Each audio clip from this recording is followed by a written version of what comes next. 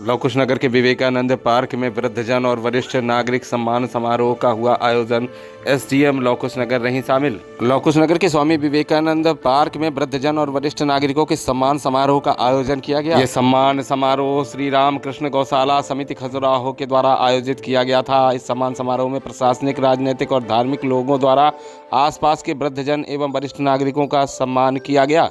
आयोजन में लव कुश नगर की एसडीएम निशा बांगरे द्वारा समाज के सभी लोगों को अपने वृद्धजन को सम्मान और उनकी देखरेख करने एवं समाज के लोगों को अपने बच्चों की पढ़ाई के लिए प्रेरित करने की बात कही गई। एसडीएम ने कहा कि वो गौशाला उत्थान के लिए हर प्रकार से तत्पर हैं। जो गौशालाएं अभी तक बंद पड़ी थी उनको चालू करने के लिए निर्देशित किया गया है और जो गौशाला चालू नहीं है वो जल्द चालू की जाएंगी। कार्यक्रम में प्रमुख रूप से एसडीएम लव कुश नगर निशा बांगरे, माता दीन विश्वकर्मा, अजय मिश्रा, रुद्र पटेल, मैया दीन उपाध्याय सहित दर्जन भर समाज सेवी व अन्य गणमान्य जन शामिल हुए। वरिष्ठ रहते हैं, वो हमें समझाते हुए हमें मार्ग प्रशस्त करते हैं। तो निश्चित तौर पे मेरे जीवन में भी मेरे जो घर में बुजुर्ग रहे हैं, मेरी नानी, मेरी दादी, उनका एक विशेष महत्व रहा है कि बेटा आपको अपनी कलम की ताकत के माध्यम से लोगों का उद्धार करना है।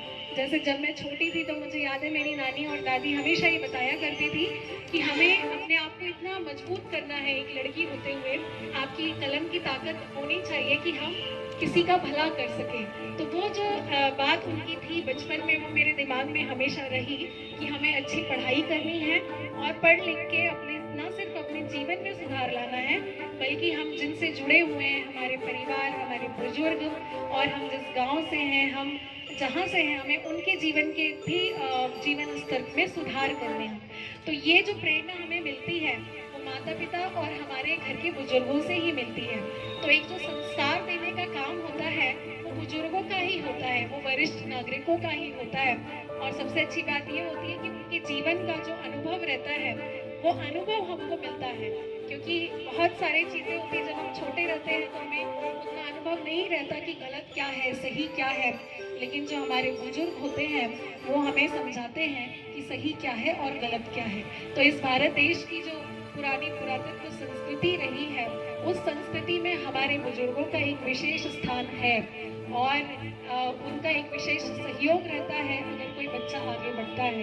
तो मेरा आप सभी से यही आग्रह है कि आप अपने नाती पोतों को, चाहे वो लड़कियां क्यों ना हो, खासकर लड़कियों को आप शिक्षा के क्षेत्र में आगे बढ़ाने के लिए उन्हें प्रेरित करिए। क्या पता आपकी एक प्रेरणा से कोई कलेक्टर और कोई एसपी बन जाए। तो आप अपने बच्चों को, अपने घर के बच्चों को पढ़ने के लिए प्रेरित करिए।